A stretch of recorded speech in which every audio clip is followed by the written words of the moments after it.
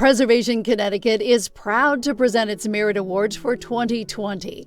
These awards recognize the grit, sweat, brains, and investment behind the protection, rescue, reuse, or recycling of historic Connecticut places.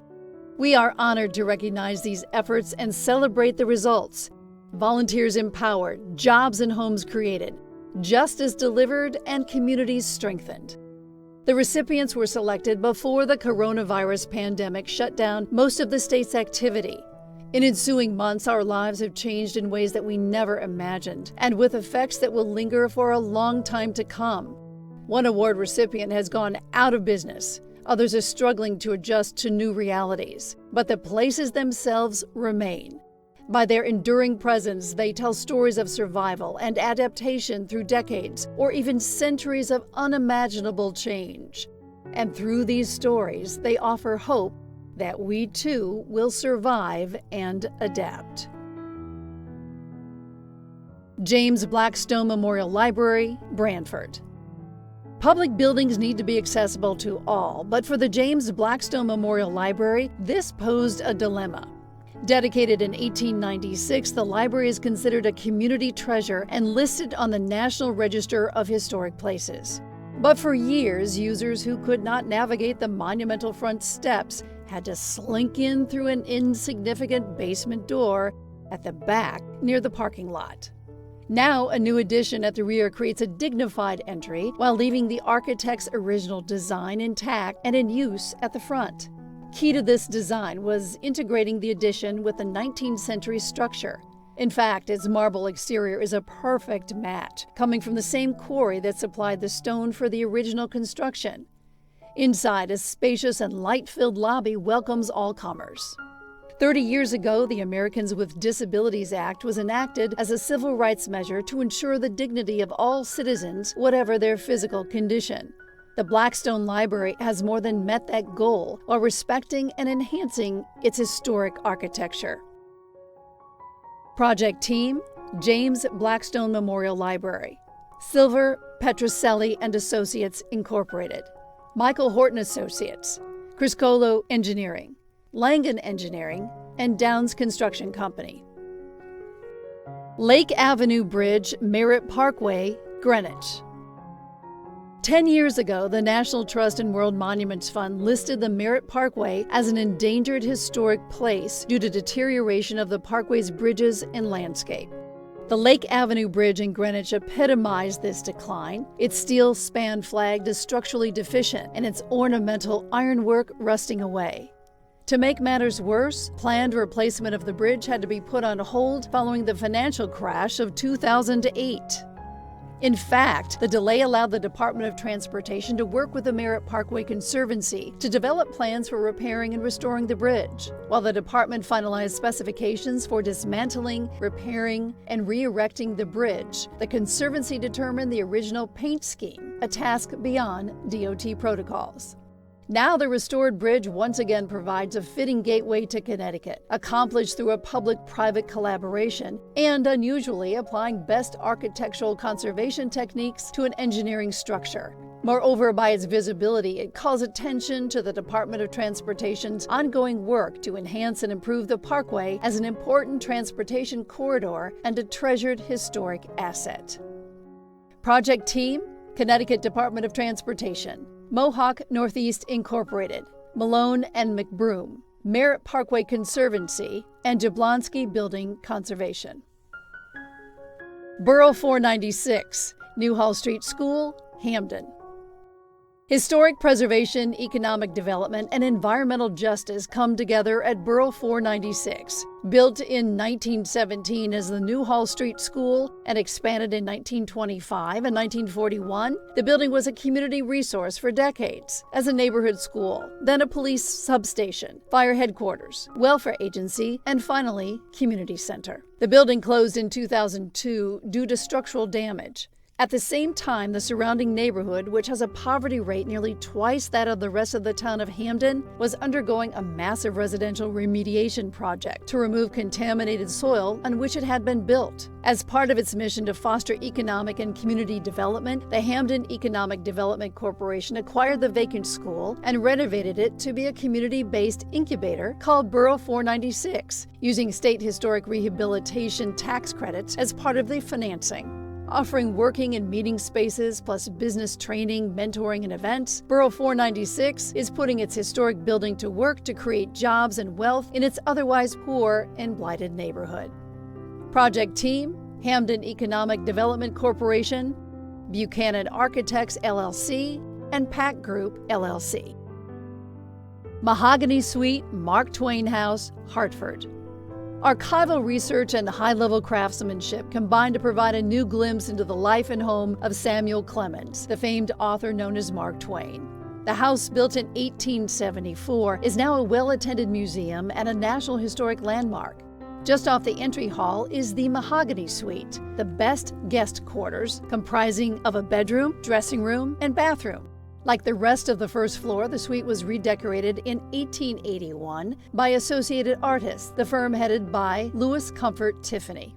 In restoring the Mahogany Suite, 5 different wallpapers were installed, following traditional techniques. To preserve original graffiti and markings on the plaster walls, a lining was installed underneath the wall coverings. The original mahogany woodwork was stripped and restored to its historic finish using traditional aniline dyes. Twain once wrote that his house had a heart and a soul. The restoration of the Mahogany Suite now allows the visitors to get a better understanding of that house and how it reflected the heart and soul of the Clemens family and the guests they welcomed. Project Team, the Mark Twain House and Museum, John Canning and Company, Limited, David Scott Parker Architects, and Downs Construction Company. Smilo Center, Bose Papard Company, Lace Mill, Norwalk. When the Bose Papard Company opened its lace mill in 1904, Norwalk boasted 28 companies involved in the garment industry. Today, the mill, listed on the State Register of Historic Places, is one of only 5 remaining buildings from that once thriving business. In 2007, Open Doors, then called the Norwalk Emergency Shelter, acquired the abandoned building with the vision of adapting it to complement the shelter's nearby facility. The old structure was upgraded to meet current codes while preserving the historic appearance of the robust timber and brick building. The nonprofit facility now provides much-needed services, including a job training center, a clothing area, a community health center offering both routine medical care and mental health and substance abuse treatment, and 16 efficiency apartments for single men, many of whom are veterans. 2 of the units are backed by Norwalk Hospital to provide medical monitoring for recently discharged patients with nowhere else to go. Connecticut historic rehabilitation tax credits were part of the funding package for the project, giving the people of Connecticut a stake in its success. Project Team, Open Doors, Gill & Gill Architects, Peterson Engineering Group, Archer Engineering, Kluch Consulting, Heritage Resources, Pack Group Construction Managers, and Smilo Charitable Trust. Cafe Otis, Otis Library Building, Norwich. Turning a former municipal building into a vibrant cafe took determination and imagination, but paying homage to the building's history made it a gathering spot like no other in the community. In 2018, the city of Norwich sold the former Otis Library, built in 1849, to Asaph Cohen, Sophia LeWitt, and Carol LeWitt. The vacant building had housed city offices but was no longer needed. The husband and wife duo of Asaph and Sophia oversaw rehabilitation, while Sophia's mother Carol provided artistic vision. One challenge was the non-standard layout, which made it necessary to have restaurant equipment custom-built. Yet the building's history provided artistic inspiration, a black and white color scheme suggesting printed words on paper, a bar where the circulation desk once stood, even books repurposed as beer tap handles.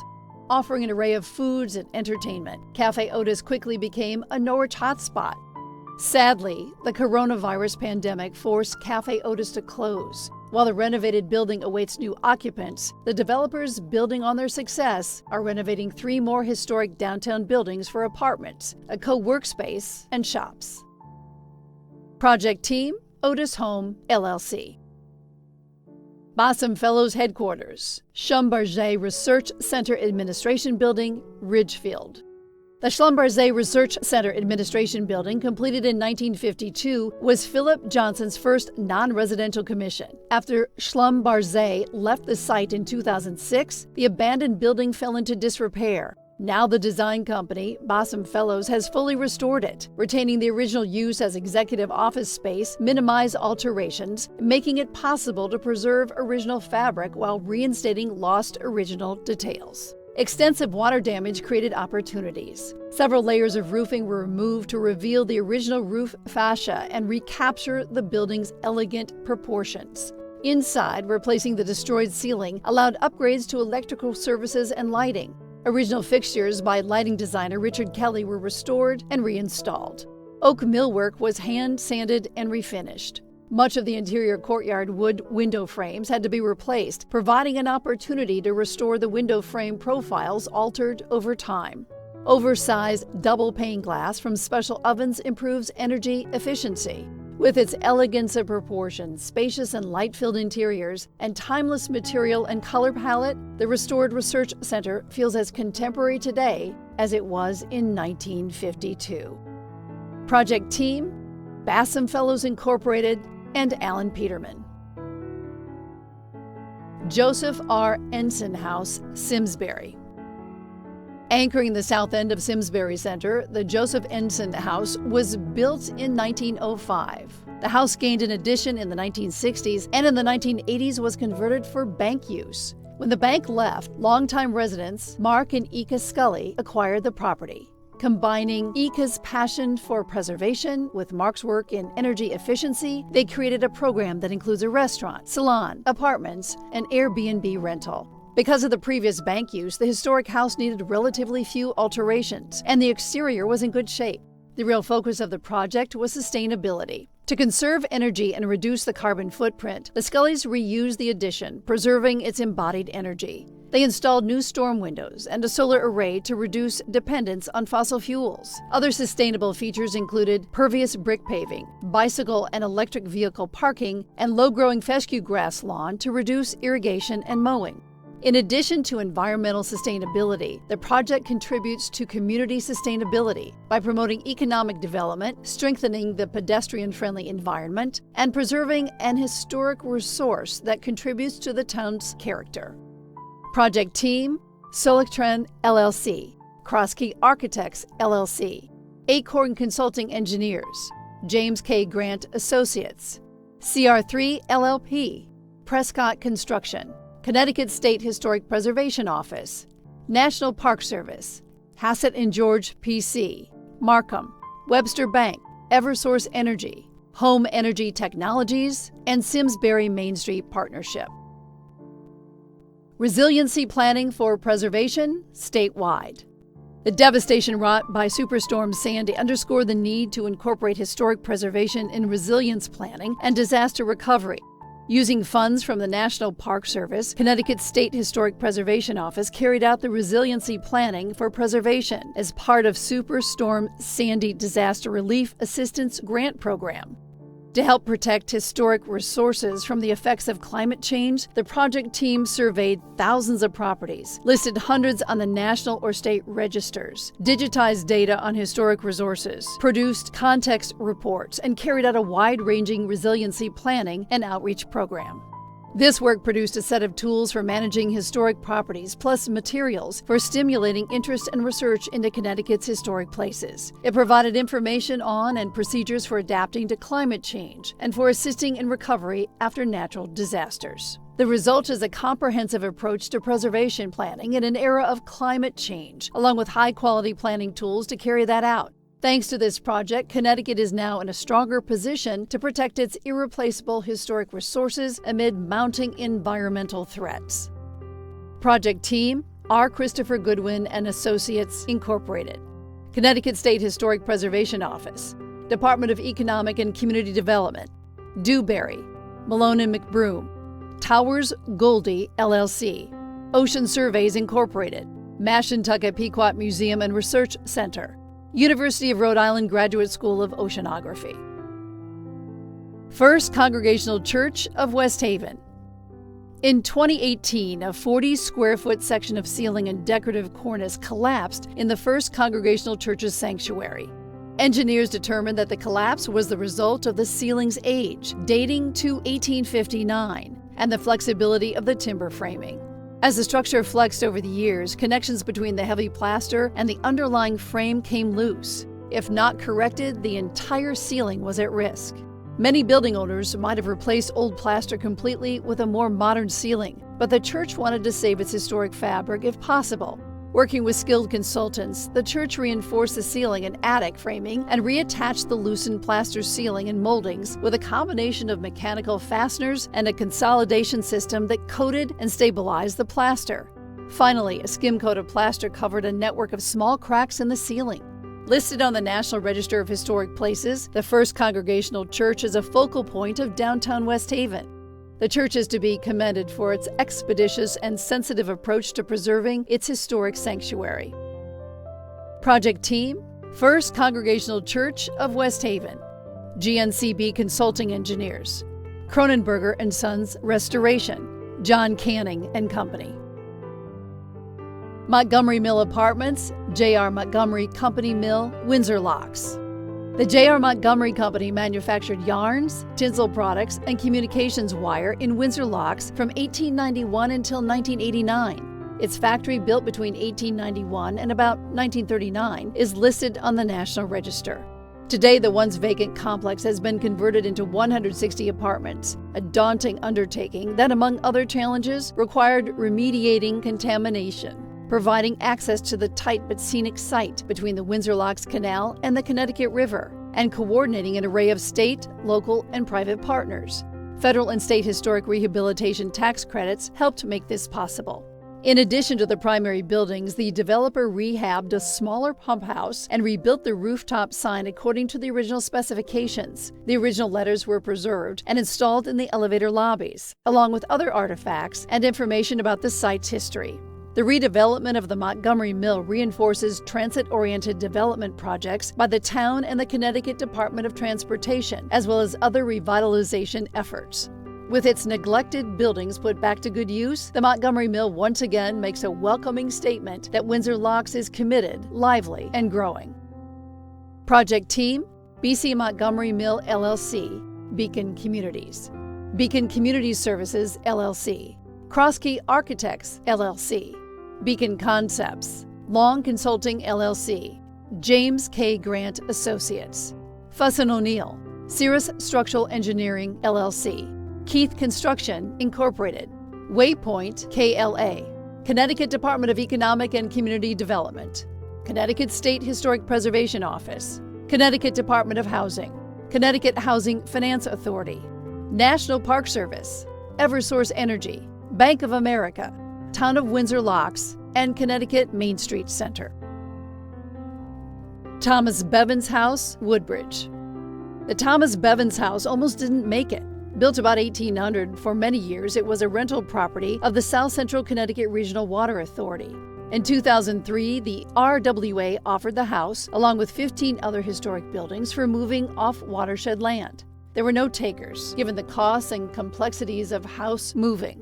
In 2013, the General Assembly authorized the authority to sell the historic buildings. To help preserve 3 Woodbridge houses, the Amity Woodbridge Historical Society agreed to provide buyers who could restore them. Builder James Urbano bought the severely deteriorated Bevan's house in 2016. He replaced a substandard addition with a near rear section, maintaining the house's total footprint to prevent increased runoff into the water supply.